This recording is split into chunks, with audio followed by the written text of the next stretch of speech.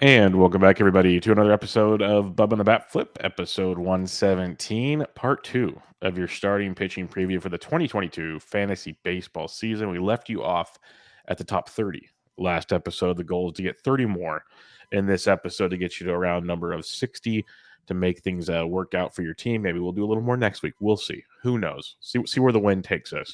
But before we get into all that, you can find myself on Twitter at BDentric and my co-host is always on Twitter at BatFlipCrazy. Toby, how we doing, man?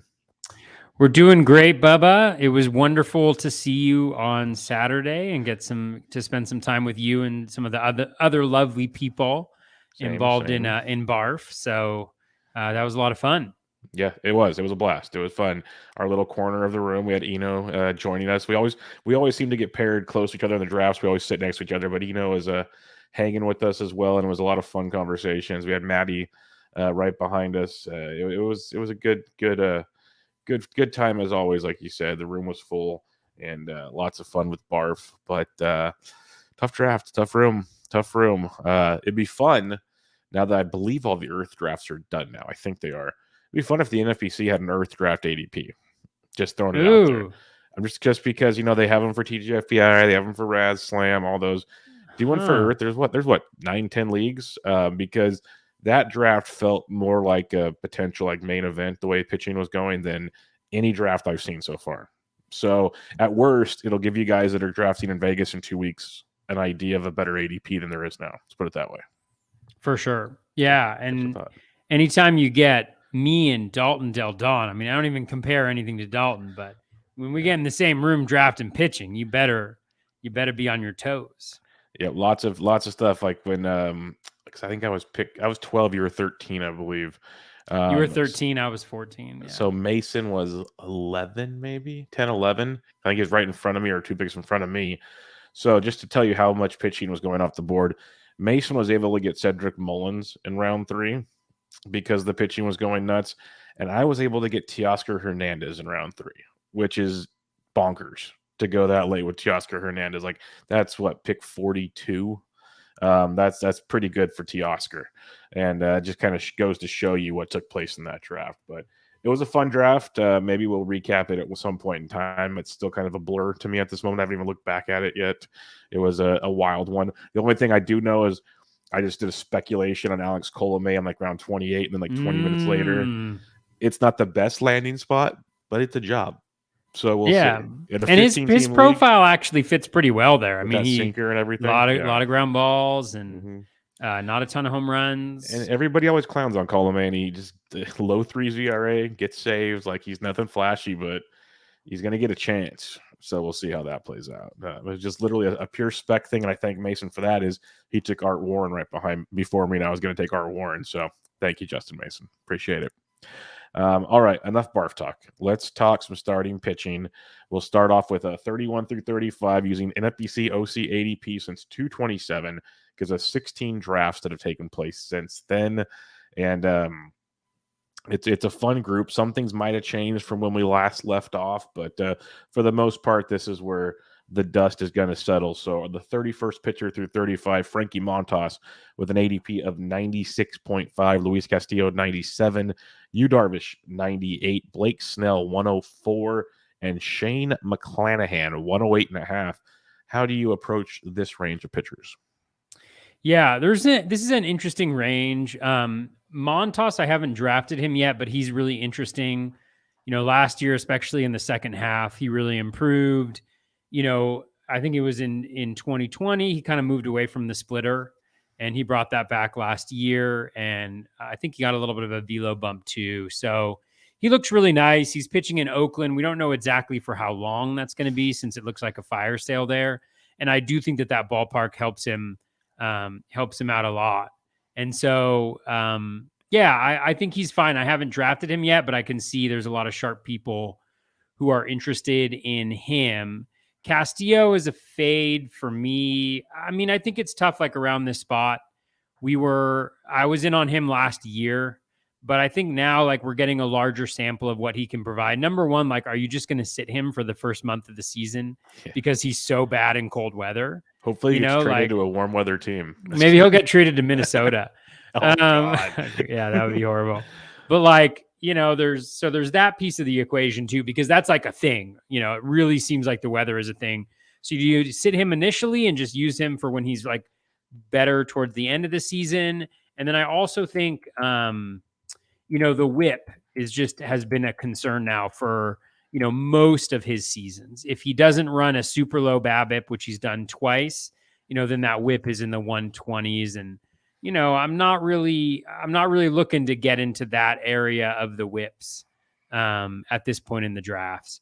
Darvish is super interesting to me as well. I think the major thing for me is just injuries. He's getting older. He's had a checkered injury history throughout his career. He was bad towards the second half of last season, but if you look at the skills, they didn't change dramatically. I mean, they got worse. They didn't change dramatically, but the home run per fly ball rate surged. The BABIP surged. So not necessarily things that are sustainably bad, but he was battling injury and he's getting older. There are injuries there. He had an injury towards the back end of last season. I'm just not sure at this point in the draft, because like we talked about last time, for me, the way I'm building my pitching, I'm going for 2 or 3 of those kind of, I'll probably have 2 or 3 starting pitchers by this time in the draft. And so this isn't really where I want to go with that, 4th pitcher. I think of everybody in this area, Snell is the one that interests me the most, because I think the ceiling is incredibly high. And we saw last year in the second half, he really took off. I mean, he was striking out guys at an insane level. The skills were kind of Cy Young, Blake Snell. There was a pitch mix change. I think there was a little bit of a velo bump in there as well. I think he moved away from his curveball, I want to say. He was throwing a lot more strikes. He got the walk percentage down as well. And so Snell is the guy for me in this group where I kind of see him and I'm like, we know the ceiling is Cy Young level. And he started to show that towards the end of last year. And that means something to me. So in this group, if maybe I only have 2 starting pitchers, maybe I look at Snell here as kind of, that elite guy that I can go to. Obviously, I don't think he's going to hit. He's not going to throw you 200 innings. He's going to have shorter outings just because he can't be as efficient. But maybe with this new pitch mix, maybe with the lower walk total, he can be a little bit more efficient than he's been in the past. And I think with McClanahan, I'm interested in McClanahan. I really liked him last year. I actually picked him up in Fab. He was one of my big, free agent spends from this past year, which turned out to be really successful. But, the thing that worries me a little bit is just the mileage. I think he faded a little bit down the stretch, either with the fastball velocity or skill wise. And so I just worry a little bit about that because he's never really been in this territory before. I think he threw like as many innings last year as he'd thrown the 2 previous ones. So of these 5, I think Snell is the guy I like the most. And I'm not really targeting anybody else in this area, except for maybe Montos. I do like him. How about you? Yeah, Montos is, I think, the only one I have any shares of in this range. Like, I don't completely despise this range, but I feel like I'm taking pitchers a few rounds earlier. Like that last podcast, we did a lot of those last like 10, maybe even 15 guys I was a big fan of. And then there's a slew of guys coming in like the next, 15 coming up here that I like quite a bit. So Montos I do like, though. I like his with the splitter usage. I like his strikeout ability. He's nearly a 20% K per walk guy for 3 straight seasons. A little below, don't get me wrong, a little below, but he's been pretty good. 19.3, 15.6, 20.3. So been very effective. K 25% for 3 straight years. It's always a walk issue, and then the home runs. In 20, the home runs are horrible.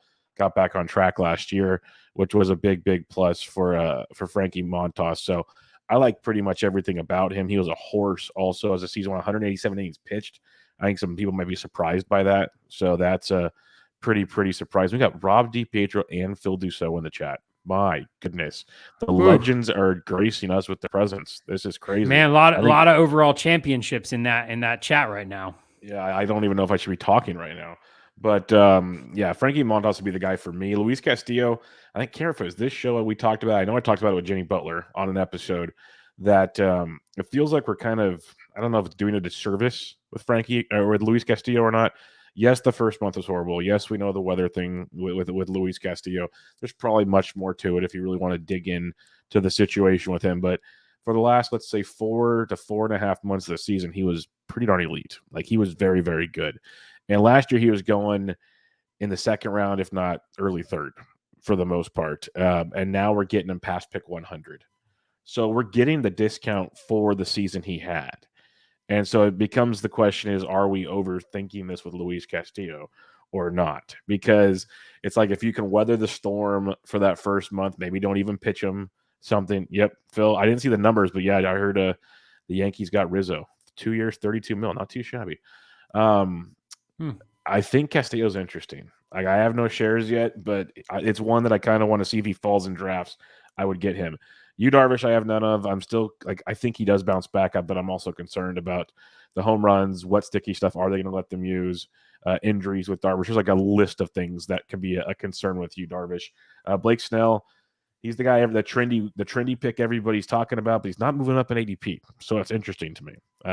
And Shane McClanahan, he was one of my favorite guys to go draft if we were starting May 1st. The shortened season helped him tremendously.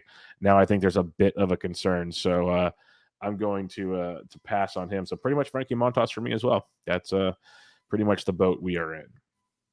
All right, the next 5 we caught up here, the new San Francisco Giant, Carlos Rodon at 113.5. You got Tyler Mahle at 128.7. Shane Baz, about 129. Chris Bassett, the new Met, 129.5. And the conundrum, that is Zach Gallen at 131.75. So what are you liking in this range? Yeah, this is an interesting one. Rodon is really difficult because he doesn't have to pitch a ton, to earn back his value. Although I think he's going to fly up draft boards now that he's signed, and I'm sure he already is. I have him. My projections have him as the 52nd best player overall. And he was, at the time that I last pulled ADP, he was in the 130s. I know he's well above that. He's right now over the last 2 weeks, 113.5 in OCs, as high as 73. I'm imagining that 73 has been the last couple days. So he is moving up big time. He went like 83 or something in Barf.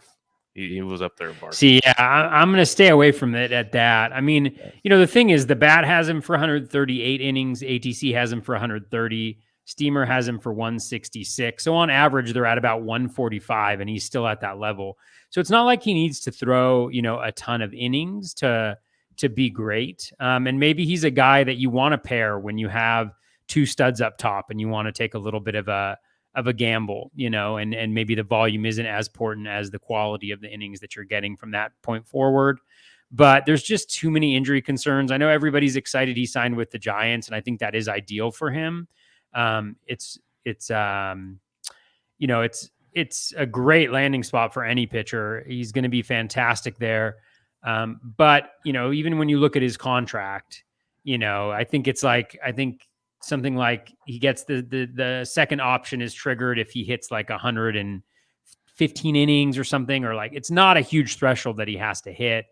And it seems like a lot, like 2 years and 44 million, because it is, but it's only slightly higher than the qualifying offer. Right. And there's an opt-out after the first year too. Yeah, exactly. So I don't know why the contract is really changing things too dramatically. And it's not like the Giants aren't adding additional guys that they can throw in, like Carlos Martinez, and they've got Beatty. So they've got Jacob Junis. They've got plenty of guys that they can kind of fill in for Rodon. So I don't necessarily see it being as like a huge vouching for his, for his health. And obviously, like on a per inning basis, as long as the velocity is where it has been, I think he's going to be absolutely fantastic. For Tyler Mahle, I'm totally out on Mahle. If you look at him down the stretch, the stuff really faded. Swinging strike rate dropped. The walk rate increased. The O swing is hovering slightly below league average. The strikeout rate fell as well. He's on a really bad team. He's not going to get a lot of wins. He doesn't go deep into games because he's not very efficient. Like, I just don't see a lot to like about Mahle this year. Wow, we've got the chat is hopping. We've got Nick Pollock. We've got pitching is the best. We've got 2 overall champions. Yeah. Holy cow! How am I supposed to stay focused? Yeah, Shane just Baz. turn the chat off, Toby. Focus. Okay. I'm not going to look at the chat over there. I'm not going to let it impact me. Shane Baz, again, like I'm just not going for him because I'm not going to throw this much without knowing more about a guy. I know there's a lot of smart people who like him, who are in on him. The volume isn't going to necessarily be there. So it's like, if I'm debating for a guy who's not going to give me volume, I'd go with Carlos Rodon, easily here, because I've seen him. And as long as his velocity is what it was last year, I have no reason to believe he's not going to be one of the best pitchers inning by inning. Whereas Baz, he still needs to prove himself a little bit. And he seems to have all the tools. He's been successful. You trust the Rays, but it's still not enough for me to be grabbing him, at this point in drafts. Chris Bassett is a guy I haven't really drafted, but, moving to the Mets is a good move for him. I mean, relatively lateral from a pitching park perspective, but he's obviously on a much better offense, with a decent bullpen there with the Mets as well. So you kind of like that. And he's a guy who, if you look at the metrics, like he's been improving year over year over year, and he's so darn consistent. So maybe he should be a guy that I'm looking at in this range. And I think I probably feel pretty good about snagging him. Not necessarily where he's going, but if he falls maybe a little bit, there's that bucket with like Aovaldi, who's there as well, who I like a lot, and Manaya in that range. So whoever's kind of left over at that point in time, I'm interested in them as either an SP3, or an SP4. And then Zach Gallen, I'm off a Gallen. It sounds like it's not a huge shoulder issue, but it just kind of compounds, right? Like he had an interview today. He said it was just bursitis in his right shoulder. It's not a big deal. He's been throwing. It hasn't interrupted his throwing program, but he's obviously really good when he's healthy. There's questions of health. There's questions of how good that team is going to be. And for those reasons, I'm even though it's a steep discount compared to where he's gone in previous years, I'm out because I'm not quite sure he's that guy who's going to win you a league. Drafting him from this particular spot, I just can't really, I can't really see it. So that's kind of my read on these guys. Not a lot of guys I'm interested in. I think Bassett, slow and steady, is great. And then if you want to take a risk, I would go after a Rodon versus a Baz, even though Rodon now is going much higher than Baz, it sounds like. Yeah, we have a lot of similarities here. Like Rodon, I was really out on him to begin with because I was just concerned about the injuries because he wasn't on the Giants. Well, that too, but just the fact, like, if your team won't give you a qualifying offer, like, there's got to like, common sense says something's wrong. I could be wrong, like, could easily be wrong, but it just doesn't seem right. And the Giants, they are like whisperers. They figure things out, and Farhan we trust. That's that's our slogan. But there's going to be a lot of cushion there. We talked about it with all the pitchers they have. There's ways to, you mentioned Beatty, Junis, Martinez. They even got Matt Boyd. They were looking to get Danny Duffy. Like, these guys aren't world beaters, but they can give you a start or two here or there. Like, they can fill in while these guys go on a random IL stint. That's just like what these Giants will do. I hope Rodon's fine. As a Giants fan, I hope he's fine. As a fans player, I won't pay for the new ADP. Like, if you get in a draft now and he's still hovering like around 100 to 110, cool. Let's rock and roll. Like, as Phil Dussault said, he went and picked 108 in his current big money DC. That's not horrible. Like, I could see that being a good argument considering his ADP over the last 2 weeks, 113 in OCs. I could see it being much, much better. But if he gets up there into the 70s and 80s, now I'm going to be a little more cautious with that. So it's definitely a price thing with Rodon where I'm willing to take the risk a little more because he will be out there. His bullpens look good. It's early. I get it. But I still have some concern in the back of my head. The Giants fan in me, ecstatic. The fantasy player in me, who's very cautious when I draft, concerns. Tyler Mahle, I do like. I get what you're saying. I even pulled up his like velocity charts on Savant, and they dropped around like April 1st, give or take. That was like a big drop, and then they kind of fluctuated in that dropped range. Like, he was around 94 to 95, and then all of a sudden, like August 1st hits, and he drops down to like 93. And he fluctuated between 93 and 94 the rest of the year. So that part's interesting. And his slider was getting pounded last year. So that's another, like, just getting destroyed at times last year. So those are the things we got to figure out with Tyler Mahle. The strikeout stuff is legit. That's something I like a lot. Maybe he's also on the trade block too. So let's just cross our fingers that he can go somewhere with a pitching guru that can help out. Like, I know the Dodgers have been linked to him. That would not be a bad place to go. Just put him somewhere nice, and he becomes much more attractive. I have taken some shares of him as my SP4 for the strikeout upside that he can bring to the table. And I think the other reason I'd have to like really dig in on Tyler Mahle.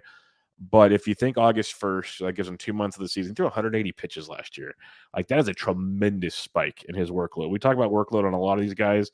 He had 47 in 2020. In 2019, he had between the minors and the bigs, he had 136. That was his career high before the 180 last year. Like the concerns I have with Julio Urias, maybe I should have the same with Mahle, but the price is much different, of course. So I like Mahle. I love the strikeout appeal. I'm hoping there's more to him, and even the projections have him like between 160 and 170. So they're kind of taking a step back with him as well. Shane Baz, I'm with you. I love the stuff. The dude's legit, but probably a next year thing because I don't believe the innings will be there either. Chris Bassett, always a big fan. There's a lot of smart people that say, he's kind of a quote-unquote lucky pitcher, gets away with stuff because his stuff's not that great. You mentioned the Mets. He's a pitcher, man. Like I'll roll with Chris Bassett. So I do have a few shares of Chris Bassett for sure. And then Gallen's been off my draft list all year. I agree. I saw the video of him in the locker room saying, the results came back. This is what it is, so on and so forth. That's fine and all. Most players think they're healthy. That's part of life. But I'm still worried. Not going to be, as Phil Dussault and Rom DiPietro says, Gallen needs Dr. Dave, not Brent Strom. So we need some answers for Zach Gallen. I'm going to be off that. So for me, I can see the Rodon at the right price. Like Mahle, Bassett's probably my favorite in this range. All right, 41 through 45. You got Pablo Lopez at 136, Ian Anderson at 138, Luis Garcia 140, Nate Eovaldi at 140, and Sean Manaea at 140. I wrote this list Monday night, and the Garcia Eovaldi Manaea thing has flipped completely. I just read it how it is now. So Lopez, Anderson, Garcia, Eovaldi, Manaea. How do you like those five? Wait, what does it flip to now? Because on the outline, it's Lopez, Ian Anderson. That stayed the same. But then it was Manaea, Garcia, Eovaldi. Now it's Garcia, Eovaldi, Manaea. Manaea dropped all the way to the bottom of this grouping. Bring it. Yeah. Well, technically, like Garcia and Eovaldi have the same ADP, and Manaea is like 0.25 behind them. So they're all about the same ADP. And this, I don't know about this full group, but I know Garcia is going to move up. Yes, with all the McCullers news for sure. McCullers will be out for a little while. So because every day it's something new. It's like multiple setbacks, and then today he had a PRP injection. Like the dude's not healthy at all. Yeah. Well, I'm super pro Luis Garcia moving up. I know there's some really smart people who like him a lot. I do not. So let's start with Pablo Lopez. Pablo Lopez, I mean, if the guy could throw a ton of innings, he'd be like a top 3-round pitcher. I mean, he's got every single thing that you want. He's got an incredibly high O swing at 37.4% last year. He's always had a really high one, which is fantastic. Means he doesn't walk a ton of guys. Career 6.5%. His swinging strike rate right around 12%, which is great. In-zone contact rate below league average, which is nice. He's doing everything. Like nothing is scary. The home runs per 9 are relatively low. Like ground ball rate is generally high with him, like around 50%. Hover 48.7 for his career. So he does everything that you want. But what's the most innings that he's ever thrown? 111 in a season. That's the most Pablo Lopez has ever thrown. And so I can't really go there, especially with the other guys that are going around him. I can't go with Lopez. Plus his shoulder issues. Exactly. Like I love him on an inning per inning basis, up there with some of the best pitchers, right? But I just can't go there, because I mean, what's the most you're going to get? 140 innings, maybe. Maybe. And that's just not something I can go with because there's guys going closer to this where like your Rodons that are going to throw much more elite pitches. So I'm not really into him. I couldn't be more off of Ian Anderson. He really sucked down the stretch. Last 10 games, rolling average, his in-zone contact rate was up at 87%, the highest it's been in his career. His O swing has always been lower than league average, which is awful because it means that his walk rate is going to be relatively high. It was at 11.3%, his walk rate. His walk rate was higher or even with, slightly below his swinging strike rate, which also dipped a little bit. His K rate was at 20.4%. Over the full season, he was at 13.3% K minus walk rate, which is worse than league average. And over the last 10 games, it was at 9%, which is well below league average, which is actually, it's kind of garbage. So Ian Anderson, no interest in him whatsoever. For Sean Manaea, I think some bad luck really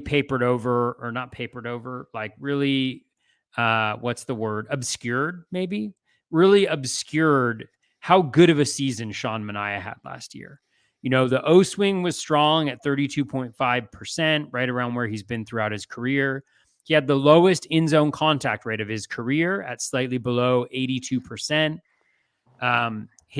He was getting ahead more than he's gotten ahead before in his career. His swinging strike rate was the highest it had been in his entire career. His K- walk was at 20.3%, which is fantastic. You know, his walk rate forever he's been great at walks. His career level is at 6%, which is wonderful. You love to see it. But at the same time, even though the ball was deadened, even though he pitched in Oakland, he still had the highest home run per 9 of his career at 1.25. Probably expect a little bit of regression there. He also had the highest BABIP of his career at 318, about 20 points higher than his career average. So when those things, that's the reason I think why his ERA is higher than some of the estimators that he had, a 3.91 ERA. That's why the WHIP was high at 1.23. But I think if he can continue this, if he has the same velo bump that he had last year, you're looking at a guy who I think can put together a 3.5 ERA and a sub 1.2 WHIP, which is really valuable here. If he stays in Oakland, it's great for him ballpark wise. It does suck for wins, but if he does get traded like is expected, depending on where he goes. Well, Phil has a question for you. Oh, how does your valuation change for Manaea if it gets traded to the White Sox or the Twins? Worse parks, but better offenses. Yeah, I think, the thing is, I don't think he's going to have worse than a 1.25 home runs per 9, honestly. Like, that's pretty extreme for him. And so I would say that, Phil, you're the smart one who does this is what his ERA would change by. I mean, I don't know. Like, I'll just plug in the projections and be like, oh, it looks like they went up by this much. Pitcher list asks, is the fastball velocity sticking around? I don't know. That's why we have spring training, right? I mean, gosh, guys, you're asking me questions that have no analytical bearing whatsoever. Putting Toby on the spot. I'm a big fan of this now. I could do some research and try to figure out how many pitchers that bumped up their velo 1.5 miles per hour continued to have it. I think they generally tend to keep the velocity. So, I mean, I think having pretty similar numbers to what he had last year with maybe a little bit lower WHIP just to compensate for the high BABIP that he had last year, so a sub 4 ERA, a 1.2 WHIP. The one thing that you might see is a little bit of a bump in the strikeout rate for him because Oakland is not a great place for strikeouts because of the large foul territory it has. So, so that's what I would say. I really like Manaea a lot. With Luis Garcia, there's a lot of really smart people who like him. I'm super concerned, honestly. Let me see if I can pick the right Luis Garcia. That's always like half the battle when I'm looking at him in Fangraphs, and I did not choose the right one. But I'm going to get the exact numbers here. But over his last, I want to say it was either his 10 or 5 games, he really struggled with his walks. And in the postseason, he also struggled horrifically with his walks. I can't remember what it was. I think somebody pointed it out for me. It was something like 12 walks in 15 innings. Now, that wouldn't be that much of a concern, but you're talking about a guy who was pitching more innings than he's ever pitched before in his career, very high leverage innings as well. I think he also saw a velo dip. Yeah, so his Z contact, got worse. His O swing dropped to about league average. His Ks over his last 10, this is Luis Garcia, 21% over his last 10. Swinging strike rate was still solid at 12.4%. Walk rate jumped up to 8.2%. Let's see. If you look at his last 5, though, the walk rate was at 9.7% higher than the swinging strike rate, which was at 9.5. You had the Z contact up at 88%. You had the strikeout rate down at 15%. And again, he had that brilliant outing against the Red Sox in the playoffs, But even including that, he had 12 walks in 15 innings pitched. Just like a ton of red flags for me there. Let me just see if we had a dip in velo as well, just really quickly here. I'll check it out. Actually, his velo went up a little bit towards the end of the season, which is good news. So I'm kind of out on him. I can definitely see the upside. He's highly skilled. He's in a great situation with the Astros. There's just a few too many red flags for me to be invested in Garcia. So he's a guy that I'll enjoy watching move up the boards so that I can take other guys like the next guy, which is Nathan Aovaldi, also known as Nathan Bloomboards Aovaldi. Yes. Because he always shows up on the Bloom boards. The thing that I love about Aovaldi is the walk rate. Super low, really over the last three. He not so great in 2019 with the Sox, but like since then, I mean, a sub 2 walk rate, per game. 4.6% last year, 3.5% the year before, with a 25% plus K minus strikeout percentage, higher than 20% K minus walk. The swinging strike rate, 13%, 12.5%. He had a 3.326 and a 3.36 BABIP. So elevated BABIPs the last 2 years, but there's only down, I think, for that BABIP to go, if you regress it even a little bit. And even with those high BABIPs, because of the low walk rate, he still has a really nice ERA, even though it was much higher than the estimators, and a 1.19 whip last year, 1.2, in the 2020 season. I just think he's really good. I think he's really, really good. The O swing is up as well, keeping that walk rate low. I love low walks because then even if they give up home runs, yep, it's all solo right. shots. It's all right. So that was really long. I apologize, Bubba, but I like Aovaldi and Minaya in this group right here, and I'm passing on the other guys.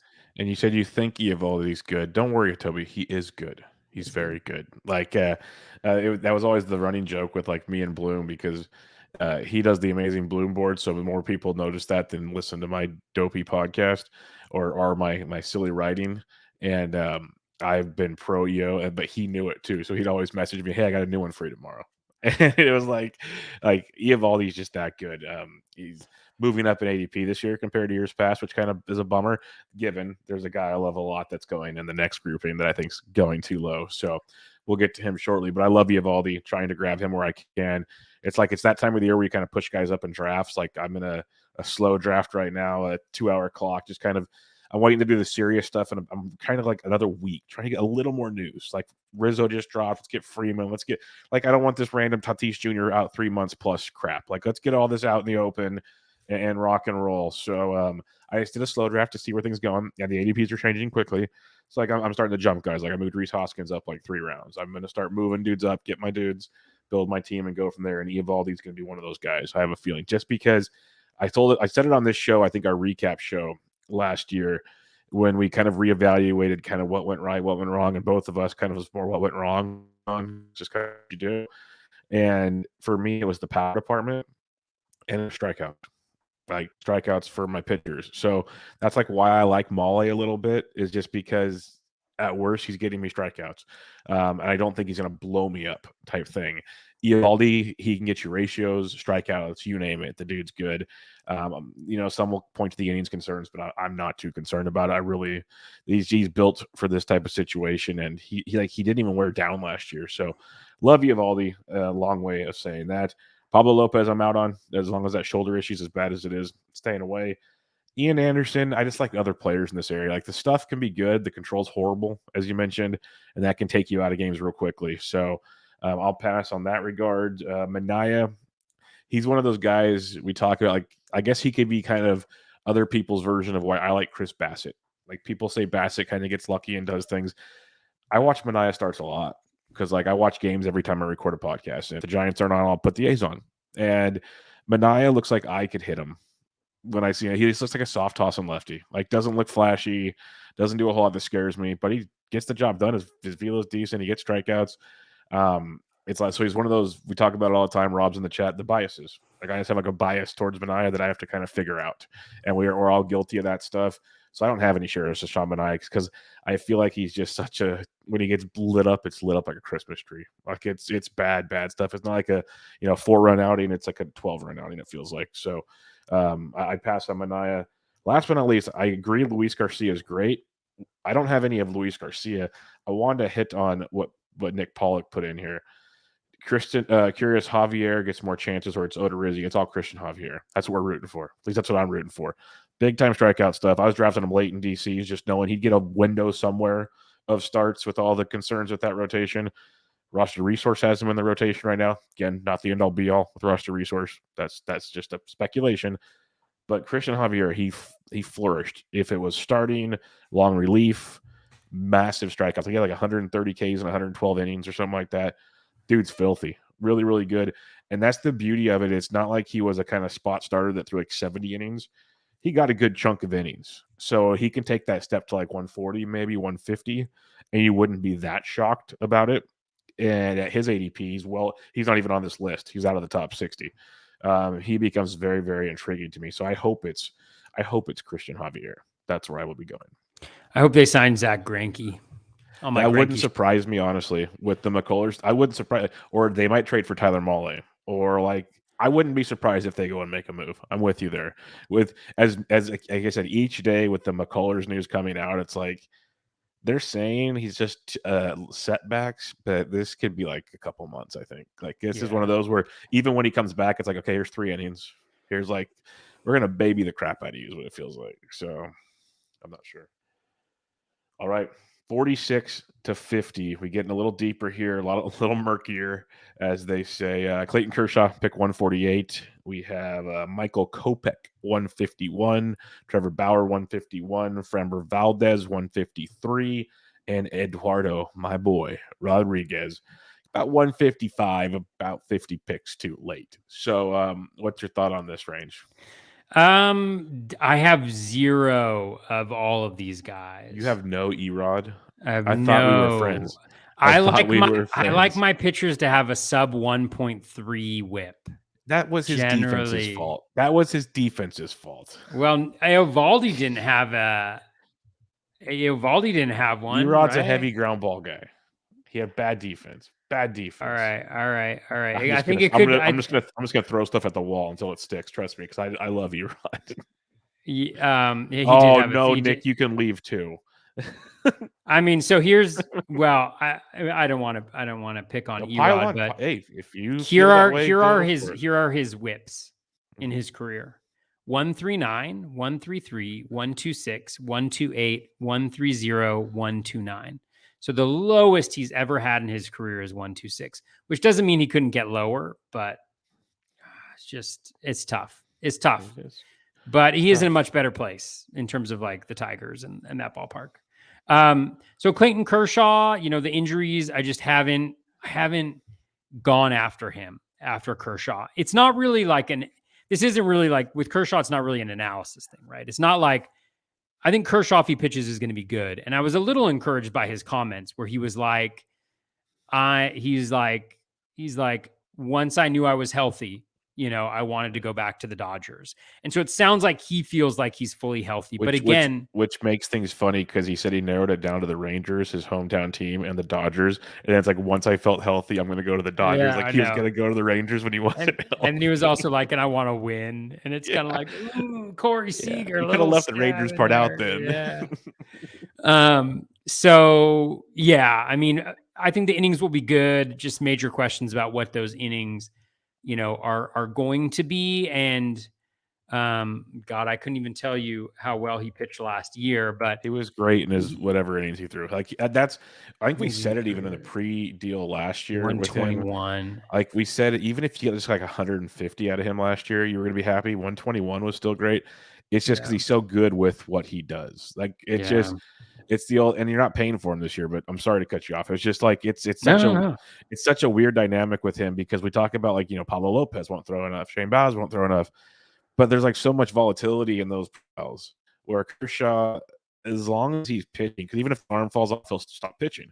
As long as he's pitching, like those are going to be good outings, and that's like at least like the old saying, if like a great pitcher has good starts 2 out of 3 times. he's a great pitcher. Like that, I've said that for years. I'm a diehard Giants fan. We grow up to hate the Dodgers. I hate the fact Dodgers are getting players I love. Like I cannot not like Clayton Kershaw. He's like awesome. And yeah, okay, back to you. But it's crazy how efficient he is, basically. Yeah, I mean, no, I mean he's been really good whenever he pitches, and he's not going too late. I mean, so maybe this is a guy. Maybe you have like, you know, 2 really good starting pitchers or 3 really good starting pitchers in your roster, and you're just like, you want to know something? Screw it. I'm just going to take one of these guys, right? Whoever falls that you feel like is going to provide you great inning per inning pitching, but you know, is you know, maybe not going to throw that much. I mean, I probably won't grab them because I really like the hitters that are going at this area of the draft. And so I'm probably not in on any of these guys, partially for that as well. That's largely what's happening with Kopech. I think I was really into him kind of heading into this year. And I mean, the skills are off the chart. He's obviously going to be starting, so not going to be that good, but you can see them kind of babying him a little bit with his innings pitched, not going deep into games, you know, so not having as easy access to wins. And I think, again, like he should be pretty good inning to inning, but I like the hitters here too much, so I'm passing on them. With Bauer, there's obviously the question of like the suspension and stuff like that. Just like I'm not drafting him. Like I'm not interested in drafting him. I'm not interested in drafting Ozuna.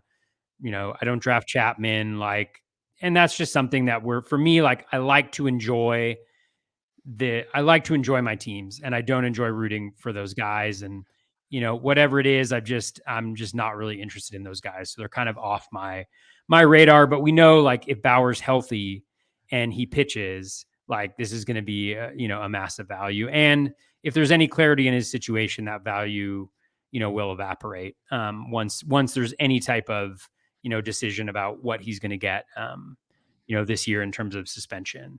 Framber Valdez, I mean, the elite ground ball guy, you know, he's the same thing where he walks a ton of guys, but he's just able to compensate for that by generating a ton of ground balls. And so he doesn't give up a lot of home runs. And that's totally fine thing to do. You know, sometimes he gets BABIP because of that. He doesn't have like the K rate necessarily, but he's on a great team. He can pitch relatively deep into games. He's going to get wins. He's a guy that like earlier in the draft season, I was going after more, but I just love the hitters that are going around this spot. So I haven't been getting any shares of Framber. And, you know, there's like that elite level that Framber could reach where, you know, he does something and that swinging strike rate goes up. You get some BABIP luck in a season. And then you're looking at a guy who's got, you know, low ERA, low whip, really nice strikeouts, and just an absolute ton of wins. So I can definitely see a ceiling, and I feel like the floor isn't too low, although I do have a little bit of concerns about like what that whip ends up looking like with the combination of walks and hits, because he gives up so many ground balls. And then Erod, I do think that Erod's got a lot of skills, and he's super interesting, and I always find myself considering him. But again, in this part of the draft, I'm oftentimes not looking for pitchers at all, and that whip scares me. Like you can see him going to that next level, right? You can see him getting to that next level, but then I look at his whip and I'm like, I need him to have a better whip than he's ever had in his career in order to draft him. And I'm just not sure that I can bet on that at this point. And so that means that, you know, the hitters are the ones that are going to get the priority at this point in the draft. But like I will say, like a 20.4% K- walk rate is great. You have 16.1%, 18.3%, 17.2% the last 4 years. So above league average, you know, every single year, and well above league average, you know, more recently. So I would just say, you know, that is a reason to go after Erod if you are so inclined, but I haven't found myself going there yet. And this pitcher list guy, he says he doesn't have a big enough repertoire, but whatever. I'll have to go to pitcherlist.com. I tweeted out the other day when I dug in on Sonny Gray, and then Nick was kind enough to DM back and forth with me to answer some questions, because I've admitted for years, pitching's like the thing I keep trying to learn more of. It's just there's so much of it, and there's so many little things. But that Pitcher List website's got it's awesome. Like the player pages, there's so much stuff, more stuff than you probably need. But so I'll have to go look at the repertoire on that later. But real quick, Toby, what division did Erod pitch in last year? He pitched in the AL East. Where's he pitching this year? He's pitching in the AL Central. That's a really good point. Okay, so what ballpark did he pitch in last year? He pitched in Fenway. Where's he going to pitch this year? Comerica. But I will say, Fenway isn't that good of a hitter's park. It's a good BABIP park. Yes. Not a great home run park, Yeah, but Comerica is pretty similar. Good BABIP park, not a good home run park. And the defenses are humongous differences. Like I remember I wrote about it when he was signed by Detroit, and I was shocked at how bad the defense was. And it's not Cincinnati Reds bad, but it was bad. It was very, very bad. So I love Erod. Again, I'm just a huge fan of what he can do. I think he's much better than the 150 ADP with strikeouts. I think he's going to get a lot of wins. The other question I do have for you, and this is not me trying to just poke fun, it's a legit question because your strategy when you go pocket aces is to lock up ratios pretty comfortably. So why can't you afford a guy with a blip on the whip? A blip on the whip? You like that? I like that a lot, actually. So the reason I cannot afford a blip on the whip is you can't sleep on whip. You can't sleep on your ratios. You can't take unnecessary risks. Okay. Like for instance, if I want a guy who I think is going to have a sub-4 ERA and a low whip and get me a decent amount of wins, I'm going to draft Marco Gonzalez in round, 22. You're willing to sacrifice the strikeouts? 21. I mean, yeah, like a little bit because I have strikeouts with my. Yeah, a little bit because I have the strikeouts for the same reason, like with the aces up at the top. So I'm not as concerned about, getting those. So yes, I theoretically could, but also because I've gone heavy ace early, like I also that's why you're taking bats. Yeah, I need to take bats in volume. So, and this is a really sweet spot in the draft for. Yeah, I just wanted to ask because I know that's one thing we talk about with the part of the purpose of pocket aces. So I just wanted to, for the listeners, if they're curious of why you continue to do the thing, because it works for you and it makes a lot of sense. I just wanted to bring it up in that scenario that there is still a method to the madness as you go through. Like you're very scripted, not like to a T, but you have your system that works very, very well. But yes, I love Erod. Kershaw, it's growing on me. It's like I wanted nothing to do with him until he signed somewhere because I really didn't know where that elbow was, and now it's starting to come. But I think I could see myself in the right situation buying in on him. Probably more so in a 12-teamer, personally for me, because I know there's replacement value out there. We're like a 15 at this point in the draft. If I'm going to take a pitcher, I want a guy that I can pretty much lock in for a while because he's probably your SP3, SP4 in this. Like this is about round 9 or 10 in a 15-team league. So to me, I still want some more stability there because as you get deeper in that 15, stability goes out the window. So I that's my only concern there. Kopech, big fan of. Not sure what the innings though, so that's a question mark. He was another guy short in season. Big fan of that. I think he's legit. If you want to play the game, get the strikeouts early, hope the ratios stick, and then when they start babying his innings, do something else. Sure, but there will be some babying of innings for Michael Kopech. And then Bauer, I echo what you're saying. I get it if people want to take the chance because he could be an insane value if things play themselves out. And we had there were different conversations on Saturday about it, and I could see all kinds of different scenarios playing out, like people discussed. So if he does play 162, he's a value here, and like you said, that'll change the ADP automatically. It'll go. Framber's funny because I love Framber, big Framber fan. He's an accumulator. He's not like overly dominant, but he goes like 6-7 innings all the time, and that's how he gets you your 1K per 9. He gets you the wins, like great for quality starter leagues, and it's all about that ground ball rate, like you mentioned. So no problem with Framber. He just has to keep going deep. If he starts walking too many guys and the outing goes short, the overall stat line is going to really look bad. So just keep that. He's kind of like a Barrios sort of, but in that regard, he accumulates what he does. But I love Erod, always will. Gonna look into Kershaw some more. That's starting to seem a little more intriguing for me. All right, 51 through 55. We got Luis Severino at 157. Logan Gilbert at 159. Sonny Gray at 159.5.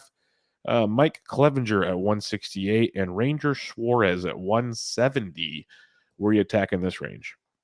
Yeah, Luis Severino is awful. He's just horrible. Just stay away from the guy. The last time he was healthy, he just got slaughtered, and I remember it distinctly. I have every bias in the world against Luis Severino, so I'm not interested. And also just like, I mean, let's see the guy pitch healthily. I mean, that's like literally my analysis on like Severino and Clevenger is essentially that. And then Ranger Suarez, it's like, I actually think Ranger Suarez is getting a little bit of a hard time. Like he was certainly lucky last year, but he also showed some, I think, good skill, high ground ball rate, all that jazz. But I'm off of him just because he's going to get a late start. Yeah, we don't even know when they literally stopped his throwing program. They stopped his program. That's how bad it is. We don't know when he's going to be able to come over. And so, which sucks. I mean, that really sucks for him, but he's kind of off my board for that reason. So looking at the other two guys, Logan Gilbert is really interesting. I was really into him earlier in the season, but again, he's just falling in this range where I'm grabbing hitters. I'm not really looking at pitchers in this spot, but I might try to get at least one share of Gilbert. It just feels like, I mean, he had a 20% K- walk rate, 12.4% swinging strike rate. You know, the O swing was nice. The Z contact was nice. Everything was really, really nice. So it feels like he was unlucky. 4.68 ERA with a 3.73 FIP. You know, he's got a nice repertoire. He's got that pedigree as well. You know, he's got 10.5% swinging strike rate on his four-seamer. The slider has 18.1% swinging strike rate. The changeup has 16.4. So he's got, you know, a 10 for his 10 swinging strike rate on the four seam and then two pitches with 15% or higher. I mean, I really like that a lot. And the walk rate is really low. So he's right around the zone, which is really nice. And he's able to dominate there. So I like him for that reason. It's just not going where, again, I traditionally grab any pitchers in this range whatsoever, but he would easily be the guy in this group that I would go after. Sonny Gray, there's just too many issues. I know you're going to have a lot of a lot of things to say about him because you just wrote the article. But for me, like, you know, the skills are on the decline. You know, last year over his last 10, the Z contact was up close to 90%. The O swing was low. It's always been relatively low, which has resulted in a high walk rate. You know, the K rate dipped significantly. The swinging strike rate was sub 10%. The walk rate was at 8.6%. And I think the challenge for me with him is he's just always gotten away with, you know, a super high walk rate, you know, 8.7%, 11.1%, 9.6, 9.8. He always walks just a crap ton of guys, and he's gotten away with it because of contact management. But once that starts to slip a little bit, you know, or he starts to give up home runs like he did last year, then it can go south very, very quickly for him. And so for that reason, I'm kind of shying away from him. And I have for the last couple of seasons for better or worse. Yeah, this is an interesting group to say the least. Severino passed for me. Gilbert, I agree with what you said. There's a lot to like there, especially as the season went on. I love seeing that with young pitchers where they get the adversity, but he kept grinding because like the buzz when he came up, great stuff, all this stuff, and it was rocky. It was not great, but I hate when teams send guys back down. They give them their shot. The Mariners stuck with them, and I think they're going to benefit tremendously from that this year because he got that adversity, worked on, you know, being a better pitcher, pitch mixing things in the big league level, which is way different than the minor leagues. So I like what we got there with Logan Gilbert. We know the stuff's great. It's just like kind of take that next step, like just continue to go deeper into games. Give me 6 innings regularly, like do stuff like that. I think he's got potential to be sneaky good. And this time next year, he might be going 75, 100 picks certain. Like he's got that potential to make a jump. Let's put it that way. Sonny Gray, I do like a lot. I agree with what you said though. That's the conundrum with Sonny Gray. And a lot of and this is where Nick was so kind to chat with me because I'm sitting there looking at things, but he looks even deeper at things. I'm looking at StatCast pages and I'm looking at Nick's pitcher list stuff, and it's like, okay, he throws his fastball a ton and it gets just blown up, but his slider and his curveball and his I totally just zoned out on his fourth pitch. I think it's a changeup, or no, it's a sinker. They're super effective. I'm like, why don't you start mixing those in more? And he said, well, the slider doesn't get any swings and misses. It doesn't. It doesn't. It's, I think the average in baseball is like a 62% whiff rate or something, and this thing's in the high 40s, low 50s. It's horrific. It's bad what it does. So that's the problem with the slider. It gets a lot of ground balls. They can't hit it very well, but no strikeouts with it. the fastball gets hit. Everything else doesn't get hit that hard. He gets good success with it. He gets strikeouts. I guess the plus is it's Minnesota outside of Great American Small Park. Like just the changes in 51% strike rate. You need 63% to be average in baseball. That's his slider. He can't find the zone with it at all, and his chase rate's garbage, like you mentioned. So, like I what you're saying, dead on. Like I get it, but that change in ballpark alone, like I did, just look at the park factors. The three main, like Woba's home runs and just overall parks, Cincinnati's top 3 in all of those. Number 1 in home runs, by the way. Minnesota's bottom half in all 3 of those. And then it gets better because Sonny Gray, it's the sinker, the slider, even the curveball gets tons of ground balls. And that Cincinnati defense was bottom like 2 or 3 in all of baseball last year. Like runs saved, outs above replacement, anything you want to mention, any stat, they're garbage. Where the Twins are like 12th, 11th, or 12th in baseball. Just those minute things go a long ways. Like it sounds so silly, and I'm not making some Cy Young pitcher, but I think it brings a much better floor to Sonny Gray now. And that's what's appealing to me.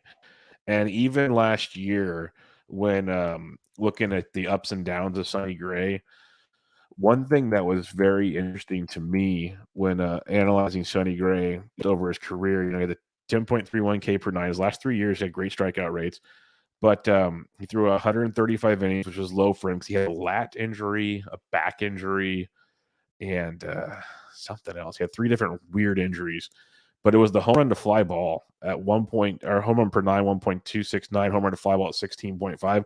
Those are both of his worst numbers since 2016 with the A's. So, like, to me, they're kind of potentially outliers, we hope. But long way short, I like Sonny Gray this year. I'm not reaching to get Sonny Gray.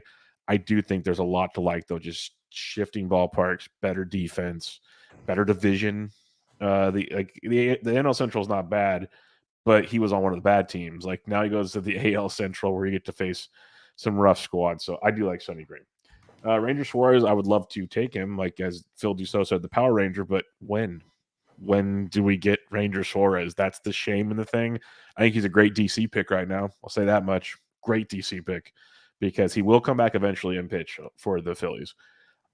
Season long, Bab League's tough.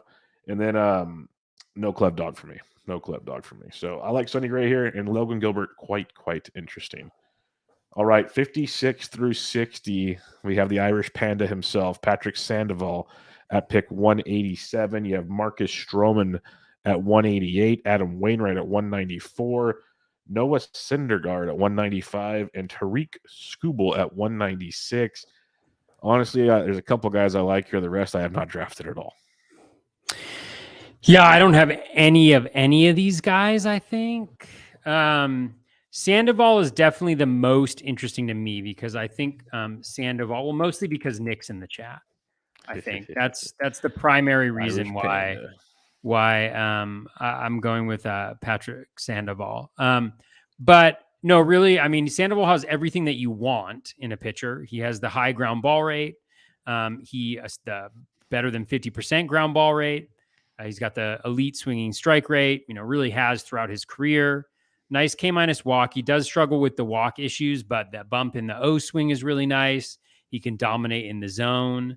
And so there's a little bit less concern, for that because he is making some progress there.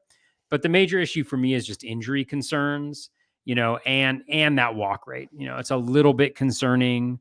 But I can see like just the strikeout stuff and the ground ball rate generate some concern for me. And we saw him have a stretch there where he was just lights out. And if he could put that together and be consistent, but I think, his struggle throughout has been kind of consistency.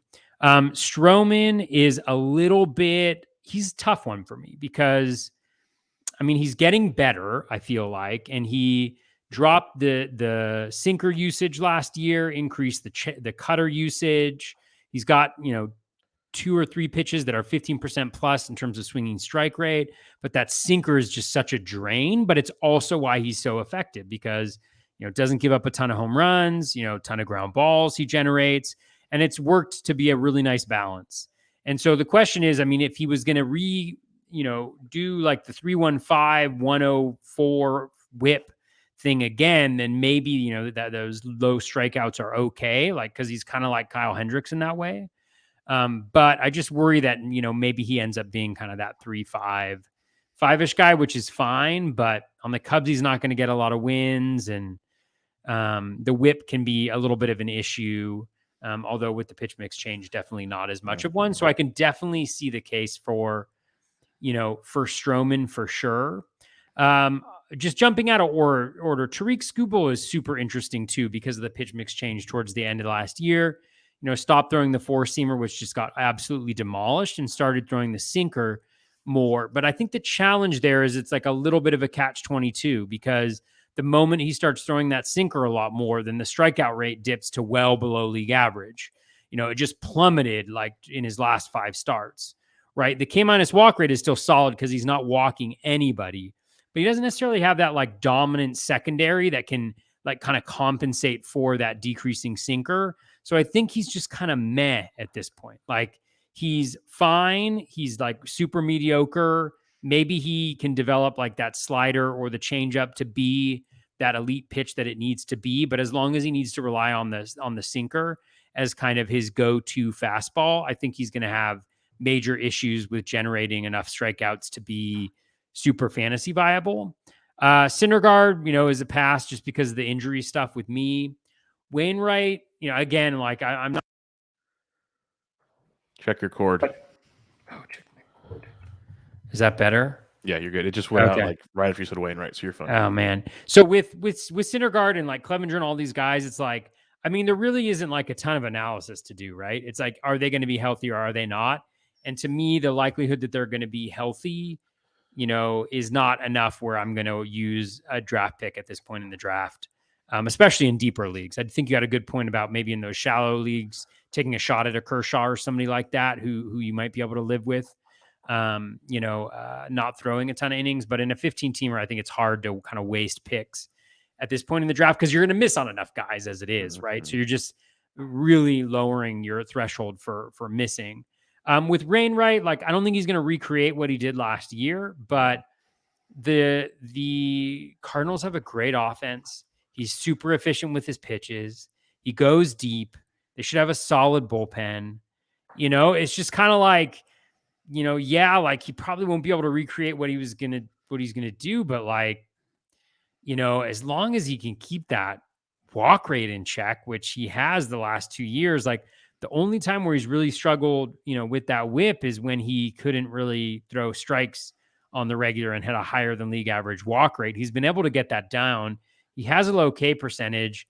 Like the BABIP, it's probably not going to be 256, but is it going to jump up to be a lot higher than that? Like I don't necessarily think so. So I can definitely see the case for him, but it's also a slippery slope where like, if he ends up throwing like 200 innings and, it's 170 strikeouts, but instead of like a 305 ERA, it's like high threes and the whip is closer to 1.2, then it's not quite as valuable, but I can definitely see the case for going with Wainwright right here.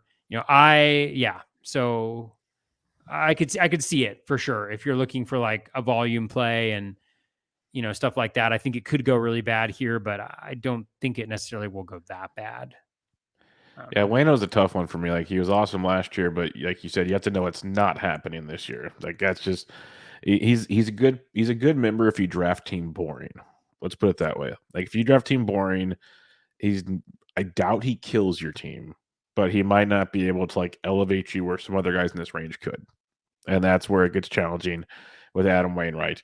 Noah Syndergaard, I think, like you said, it could be fun in a 12-teamer because you can ride it until maybe he does get hurt, and then you just drop him. Like, I've had a bunch of different really good NFPC players on that play anywhere from 12s and 15s, and I believe it was Dusty Wagner. I apologize if it was not. But he said he takes a lot of chances on guys like it. He's very successful. He says he takes a lot of chances like this in guys, I guess, in 12-team leagues, and he's not afraid to drop them right away. He said that's the beauty of these guys. When they get hurt, they're pretty much done for a while, and you just don't worry about them, and you move on. Where like in a 15-teamer, can you drop them? Can you not? Like there's all these different things. So Syndergaard's interesting. Very, very interesting. I love Patrick Sandoval, the Irish Panda. There's tons to like there. That changeup is just ridiculous with the swinging strike rate on it. And Stroh's my dude. I love Stroman. He helped me win a lot last year. I bought into him last year at an even later ADP because I believe there was more to him, and he panned out to that regard. He had a pitch mix change last year. He's had another pitch this year. I think he can keep taking this to the next level. And the biggest reason why is not just the pitch mix changes. I've used this with other guys before, and it's not the analysis a lot of people like, but he has such a humongous chip on his shoulder. Like, you are not stopping this man. Like, when people thought he couldn't be good, he went out there and won the World Baseball Classic for the USA. Like, this guy doesn't care who's at home plate. He really does not. And that says a lot. Like, I want a bulldog like that. He's on a bad team. He doesn't care. Like, he does not care. Okay, well, now I can only give up 2 runs instead of 4. Or so, like, he's going to go deal. Like, things could go wrong. There is some issue. Like, you mentioned some kind of things in his repertoire and just how things go. But I think the strikeouts are legit. I think it can be the same, if not better, with the pitch mix change. Going to get a lot of ground balls. Still in that NL Central. He's going to get some nice matchups. I know the Cubs are one of the bad teams, but he'll still get some good matchups and some good pitcher ballparks. And I think that's going to be tremendous for Stroh. So I like him in this range. Like, to me, he's kind of a Adam Wainwright with better upside. Like, they're both kind of boring. They could both kind of just, not strike out a lot of guys, get you okay ratios, not a ton of wins. But Stroh could do even more with strikeouts if he gets things clicking. So I'd go Stroh in this range. Scooble's a wild card. I get the appeal. Probably won't have any in my neck of the woods, but I do like some Stroh. All right, that's 60 pitchers, Toby. That's 60 pitchers. We have hit 60 pitchers on this show. Let me go to some of our listener questions, which most were tongue-in-cheek this week. MS says, at SMMS 79, who is this year's Ray Robbie? Robbie Ray? He said Ray Robbie. Was what he said Ray Robbie? Yeah, and he had the poop emoji. Man. And the poop Who emoji is after this year's Robbie Ray? We had Phil in the chat just a second ago. We could have easily just had him on, and asked him the same question. Who is this year's Robbie Ray? I'm going Patrick Corbin. People hate me for Corbin. it. People hate me for it, but I'm going long shot. Former Robbie Ray teammate too. Yep. One of the things that's interesting about Robbie Ray is people have this sense that he's like, was going super late in drafts last year, but in main events, he was going in round like 18, 17.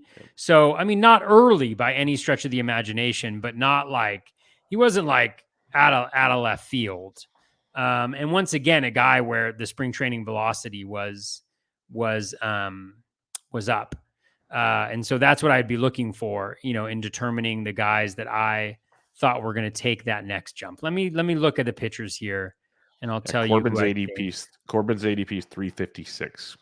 356. All right. And Andrew Heaney's the popular name that's been thrown around everywhere. All right. Who is going to Andrew Heaney? No way. Yeah, I know. I'm with you. I mean, honestly, if I was going to say who's going to be the Robbie Ray of this year, it's probably Carlos Carrasco.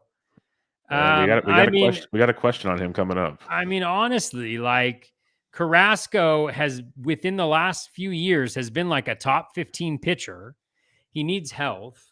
There was a note today that he hit 92 in a bullpen, which means he was probably sitting 3 miles below that, like 89.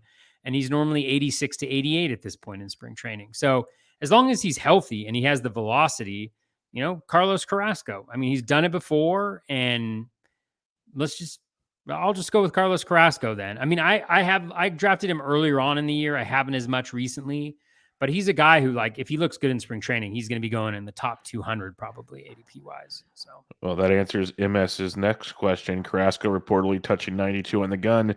If this velocity is back to healthy levels, do you buy in on a potential bounce back? Pretty sure you just said yes. For sure, especially because there's so many garbage pitchers like going in that middle range there. I feel like that why not take a shot at Carrasco? Epic ADP at 275 and OCs over the last 2 weeks. Like, I can definitely get behind that. We've talked about Carrasco in recent years. Like, we thought he'd be healthy, and he, like you said, he was close to a Cy Young caliber pitcher not too long ago. Like, he had cancer and other things. Like, there's just stuff happened, unfortunately. And if he let me double check something real quick. He's also in a better ballpark than he's ever pitched in. Much better ballpark. The team behind offensively should be decent, like not bad. And, he's 34. He's going to be 35 this year, so he's not a spring chicken. But at the same time, he hasn't put a lot of mileage on that arm in the last few years. So he's probably not a 35-year-old arm, if that makes sense at all. Could be just throwing stuff at the wind there. But he's interesting. He's very, very interesting. Next question we have. Little Book of Calm has a question for us. Are there any middle relievers / swingmen projected for less than 10 games started and less than 10 saves that you're targeting in drafts this year, similar to Kopech last year? So anybody like that, like Colin McHugh just got signed by the Braves. Big fan of that move. Big fan of that move. I tweeted out how he was really good at the first half of last year and he really sucked the second half of last year. I just talk about swingman wise, like 21 of his 37. Like, while you talk, I'll find out. Colette hit me up with something on this. It was very interesting. Not really.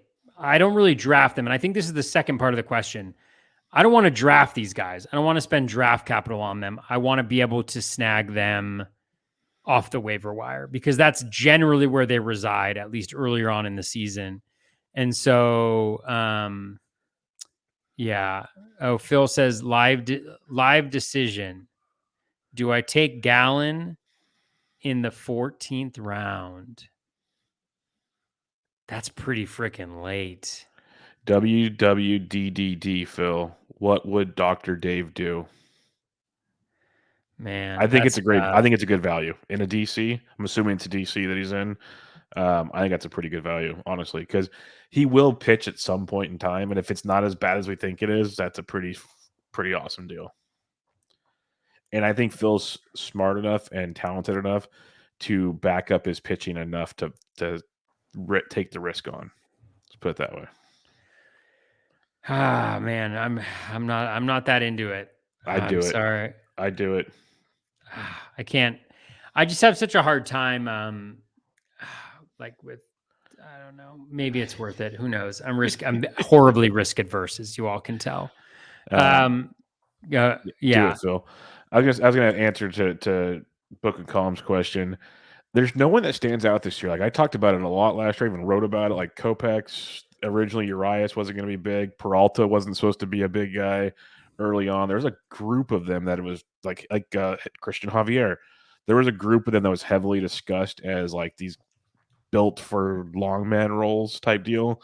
There's not that much of it this year, at least not yet, because we haven't had spring training yet. If you ask this question in probably 2 more weeks, I'd probably have a better answer for you.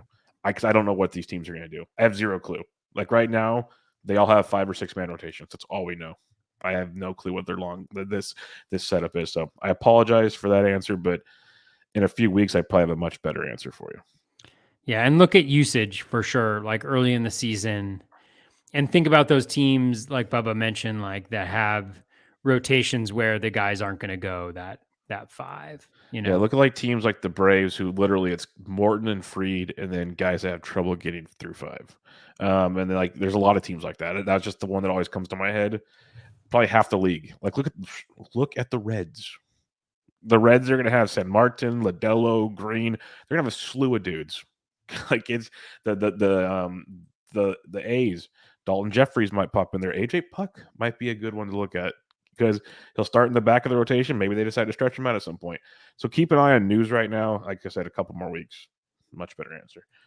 He had a quick follow-up as well. Are these types of players better left as waiver wire ads as injuries mount up and the waiver wire thins? I'd say yes for the most part, unless like Kopech was kind of one of the randos that worked out. Like you knew what you were getting. There's a lot of question marks with most of these guys, and you said you don't draft them at all. So, yeah, I would just wait. That's what I would do. I'd pick them up off the waiver wire for sure. Torres Takes asked I wouldn't say commissioner of fantasy baseball, but he gave the State of the Union. Where do you think Bartolo Colon signs, and do you think his team uses him as an Ohtani type role? Who? Bartolo Colon. This was one of the tongue-in-cheek ones we got. And do you think they use him as an Ohtani type role? I'm wearing my Padres hat, the one team that has given up a home run. I think he signs in Sinaloa, Mexico, and he does he goes full Kenny Powers and does the Ohtani role. That's where I'm going with that Torres Takes. Cool. So yeah, I'll play the game. Yeah, I don't know, probably the Pirates. Yeah, that would make sense after what they did today. And then in the chat here, James D asks, Tyler Miguel, does he get work this year? The more that they keep adding pitchers, it's getting curious, but yes, he will get some work this year. Yeah, I think so too. I mean, I think he's good. I am not necessarily convinced that he is going to get a shot on the regular there. So I think it's going to be hard to. I think it's going to be hard to have him on non-DCs where you're going to be kind of in a situation, right, where you're like, I drafted him and he's not playing, and how long am I going to hold on to him? Because yeah, I mean, with especially the moves that they're making, you're probably looking at like maybe one or two guys, and Taiwan Walker's injured, so maybe that's what it is. You got Carrasco, you got DeGrom, you got Scherzer. They might all spend time on the IL. So yeah, but smarter people than me also think like that he's the bee's knees. So yeah, some people love him, absolutely love him. There was a lot to like last year. There wasn't enough for me to love him last year. That was the problem with Tyler Miguel. But that's the growing pains. Like Logan Gilbert had the same growing pains, so that was good for Miguel to get through those. I just don't know where the exact role is, as Toby was saying, but I do think he will get his shot from time to time. So that makes it tough to roster him, to draft him, but he will be a great waiver wire at times, 100%. Like I guarantee you, on one of our Tuesday night shows, we will talk about how like Tyler Miguel went for like $175 fab dollars because someone got hurt and he enters the rotation as a 2-start week. Like it will happen. It's coming. So be prepared for that because he will be a night, unless they go 6-man rotation. Don't think they're going to. I think they want to get Max and DeGrom out there every 5th day, but something to think about as well. All right, Toby, that wraps us up. SP Part 2 in the books. Any final thoughts on the starting pitching position? I don't think so. Yeah, I mean the challenge with starting pitching is there's so many guys to like, especially like late. Like there's so many guys to like late, and filtering through those guys to figure out who it is that you're going to draft, because everybody's going to like similar guys, and so there's going to be competition. And so when do you hop up and get those guys that you want, and who do you like more than who? Really prioritizing those pitchers so that come draft time when you're on the clock, who you're going to go with in that instance, with those 3 kind of late pitchers in round 21, 22, 23 that you really like, but you can only choose one because they're probably going to be gone by the time you draft again. Yeah, for sure. And I think next week I'll put the outline together by Sunday or Monday as usual.